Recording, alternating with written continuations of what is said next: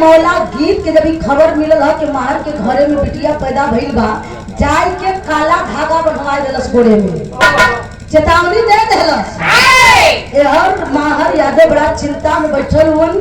यार समय बीतत है, बिटिया मजरी 16 बसंत पार कैले है। अजब 16 बसंत पार कैली है तो बाबू की और चिंता हो गया। अब रजवा बड़ा अत्याचार करी, यह सोचत हुआ। तब तक एक दिन उनकर सार माहर यादव का सार बमरी और दुबरी पंडित दोनों जने उनके घरे गइलन। देखा तो माहर बैठल हुआ दरवाजे पर। उनकर सार बमरी देखलन, कहलन का हो भैया माहर, का बात है मर्दवा, कैसा बड़ा चिंता में बैठल हुआ।